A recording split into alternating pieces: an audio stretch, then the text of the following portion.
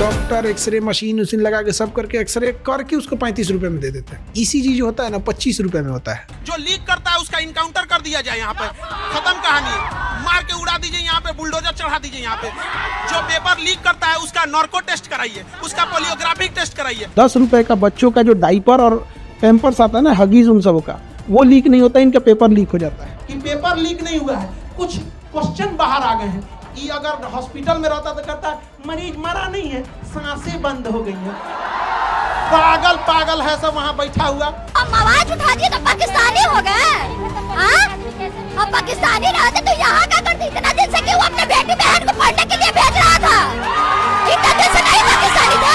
June 3, 2026 పాట్నాలో ఉండే Khan global studies centre, ఆ centre బయట ఆ ఏరియాలో వేలాది మంది స్టూడెంట్స్ మొత్తం రోడ్ని బ్లాక్ చేశారు, పెద్ద ఎత్తున స్లోగన్స్ చేశారు. ఆ ఏరియా అంతా కూడా భారీగా ట్రాఫిక్ జామ్ అయింది. जब न्याय के लिए आवाज उठाना है तो हम लोग तो हम लोग दे देंगे अपना।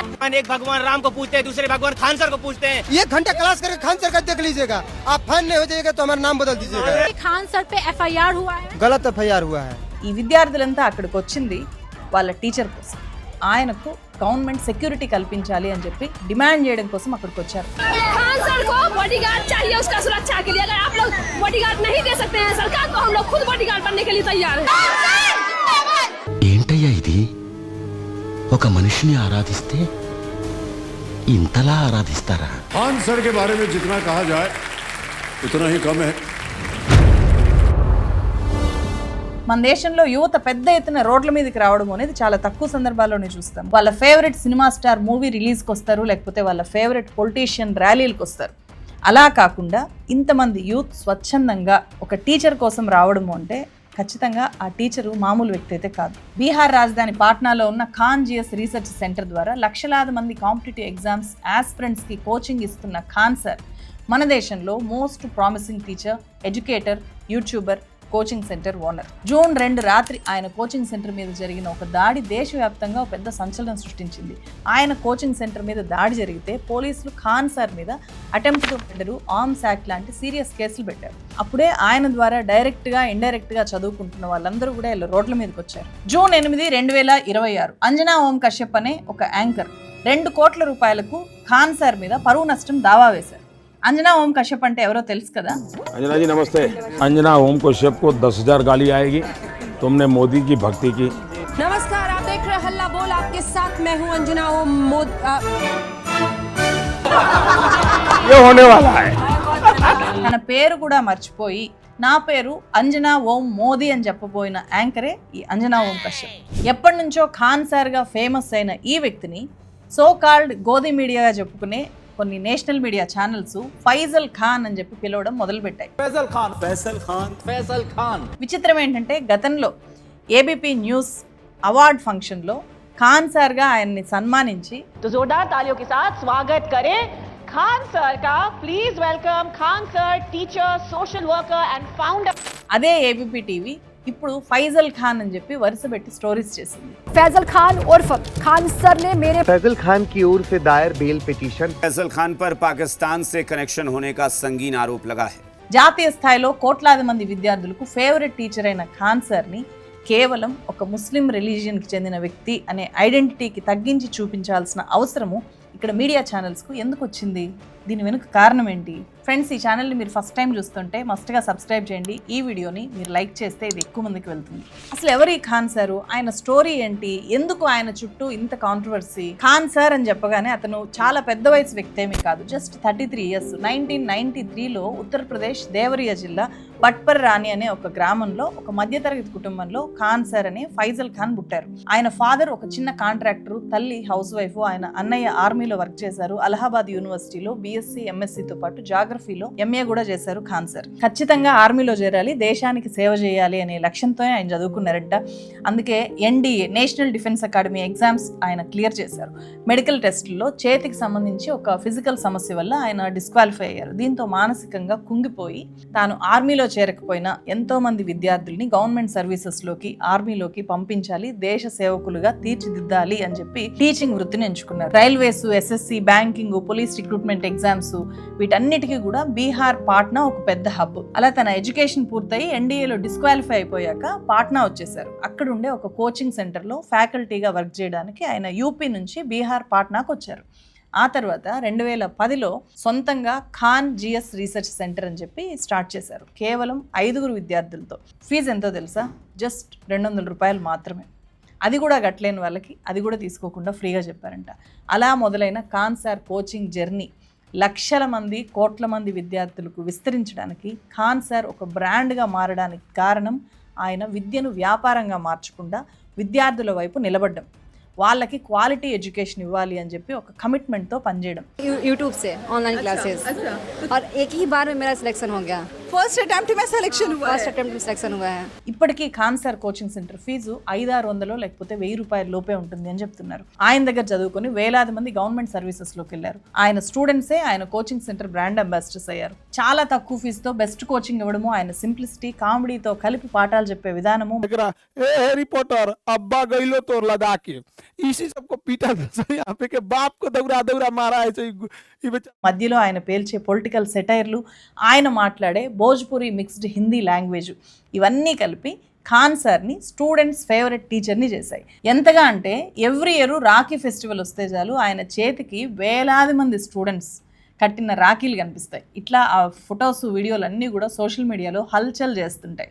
ఆ స్థాయిలో రిలీజియన్ని మించి ఒక కల్చరల్ డైవర్సిటీని తన విద్యార్థుల దగ్గర ఖాన్ సార్ పాటిస్తారు అనే పేరు ఆయనకుంది. रक्षाबंधन की ढेर सारी शुभकामनाएं भैया. हमारा राखी तो आज 15,000 से ज्यादा हो गया है, उठ भी नहीं पा रहा हाथ मेरा रक्षाबंधन से. आज कितना सौभाग्य दिन है मेरे लिए जो इस जैसे आज के समय में भी इतनी राखी बांधी जाती है. जाति, धर्म, राज्य सारी सीमाएं लांघ कर आज मानवता के लिए एक रक्षाबंधन मनाया जाता है. ढेर सारी शुभकामनाएं पूरे देशवासियों को. 2019లో ఖాన్ జిఎస్ రీసెర్చ్ సెంటర్ అనే యూట్యూబ్ ఛానల్ని ఖాన్ సార్ స్టార్ట్ చేసి వీడియోలు అప్లోడ్ చేయడం మొదలుపెట్టారు.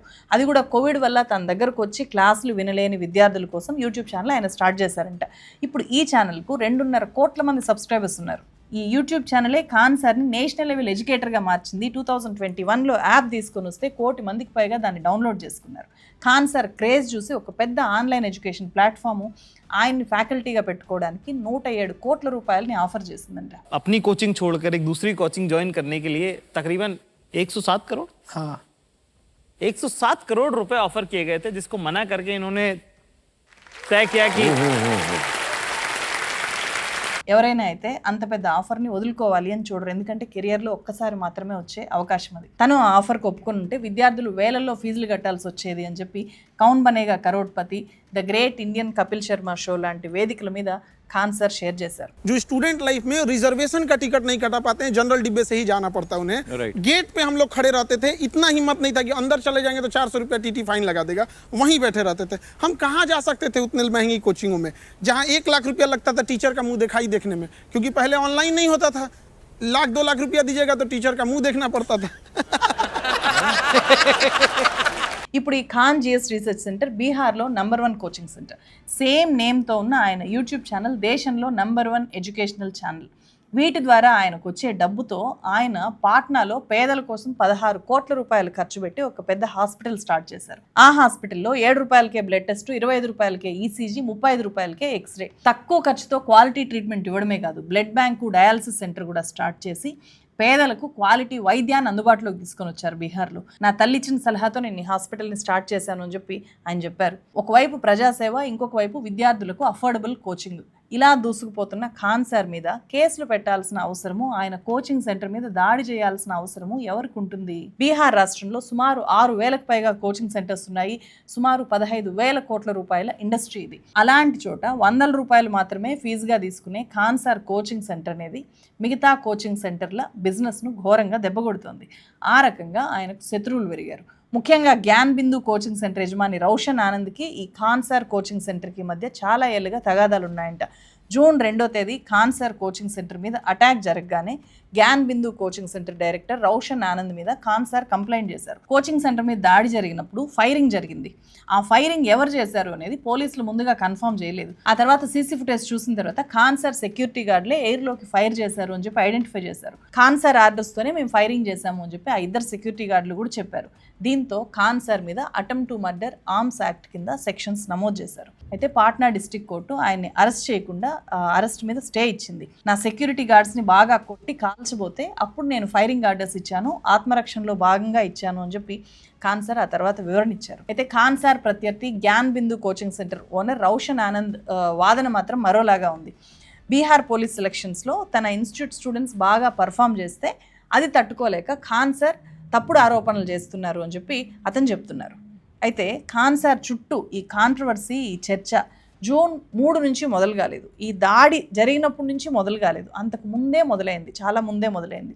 నీట్ ప్రశ్నాపత్రాలు ఎప్పుడైతే లీక్ అయ్యి ఎగ్జామ్ ఎప్పుడైతే రద్దయిందో అప్పుడు మొదలైన controversy. National testing agency NTA నీట్ని రద్దు చేస్తున్నట్లు ప్రకటించిన వెంటనే విద్యార్థులతో కలిసి పాట్నాలో డైరెక్ట్గా ఖాన్సర్ రోడ్ల మీదకి వచ్చి ఆందోళన తెలియజేశారు. కేంద్ర ప్రభుత్వానికి, ఎన్టీఏకి వ్యతిరేకంగా కేంద్ర ప్రభుత్వ తీరు మీద ప్రొటెస్ట్ చేశారు. ఆయన్ని పోలీసులు అదుపులోకి కూడా తీసుకున్నారు, తర్వాత వదిలిపెట్టారు. నీట్ పేపర్ లీక్స్ మీద ఖాన్సర్ విద్యార్థుల ఆక్రోశాన్ని అందరికీ తెలిసేలాగా చాలా తీవ్రమైన విమర్శలు చేశారు. एनटीए का एक अफसर है, वो कह रहा है कि पेपर लीक नहीं हुआ है, कुछ क्वेश्चन बाहर आ गए हैं. ये अगर हॉस्पिटल में रहता तो कहता है मरीज मरा नहीं है, सांसें बंद हो गई हैं. पागल है सब वहां बैठा हुआ. हम क्या बोलेंगे? अभी एनटीए को गरियाया, मन नहीं भरा, सीयूईटी का पेपर नाश दिया.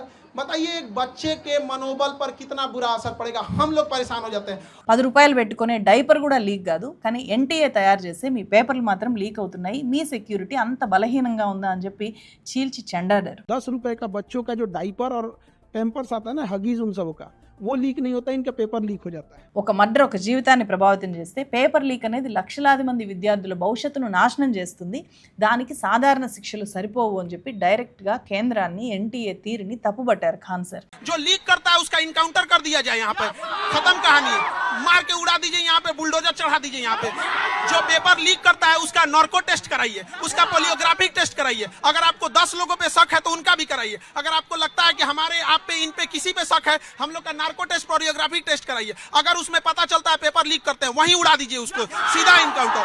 बच्चों के भविष्य के साथ खिलवाड़ नहीं यहाँ पर. समझे, एक ऐसा कैंपस बनाए जहाँ पे पेपर बने, जहाँ से छपे, और जब तक परीक्षा ना हो जाए उसके अंदर के कर्मचारी घर नहीं जा सकते हैं, ना ही मोबाइल फोन कुछ भी यूज कर सकते हैं. बस इतना बढ़िया व्यवस्था है. बोले हमसे आयोग से अगर नहीं हो रहा है, वादा करते हैं हम 5 लाख बच्चों का परीक्षा दिला देंगे और एक पेपर लीक नहीं होगा. और जो लीक करेंगे ना उनको कहीं और लीक कर दिया जाएगा.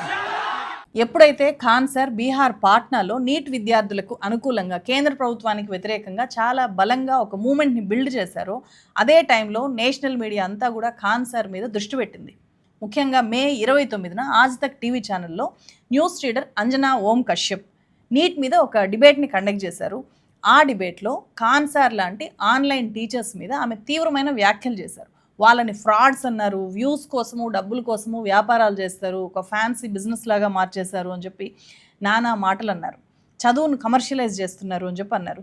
स्टार टीचर्स, यूट्यूब वाले स्टार टीचर्स जिनको कुछ जानना ना कौड़ी, कभी ब्लैक बोर्ड लेकर कुछ एक्सप्लेनर बनाते हैं, खाली व्यूज बटोरते हैं, उटपटांग ग्रैब्स लिखते हैं और उसके बाद से अपने आप को इतना महारथी समझने लगते हैं कि कुछ लोग उनको फॉलो करने लगते हैं उनके तमाशे की वजह से, और फिर वो जाकर जहां पर जो आता है वो बोलते हैं और उसके दम पर फिर वो पैसे वसूलते हैं. स्कूल्स, कॉलेजेस, यूनिवर्सिटीज में पढ़ाई नहीं होती है, बच्चों से कह दिया जाता है कि भैया तुम कोचिंग सेंटर कोई ज्वाइन कर लो तभी तुम क्रैक कर पाओगे.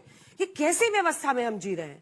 ఈ కామెంట్స్తో ఆన్లైన్ టీచర్స్, స్టూడెంట్స్ పెద్ద స్థాయిలో రియాక్ట్ అయ్యారు. అంజనా ఓం కశ్యప్ చేసిన వ్యాఖ్యల్ని ఖాన్సర్తో సహా అలాంటి ఆన్లైన్ టీచర్లు అందరూ కూడా తప్పుపట్టారు. जो खुद किसी कौड़ी की नहीं है, वो हम लोगों को कितने कौड़ियों का बोल रहे हैं, उनके हिसाब किताब के बारे में क्या कहा जाए. लेकिन हम सम्मानित शिक्षक हैं कि अगर टीचर्स कौड़ी के हैं तो अंजना ओम कश्यप जैसे जो पत्रकार हैं वो फूटी कौड़ी के हैं.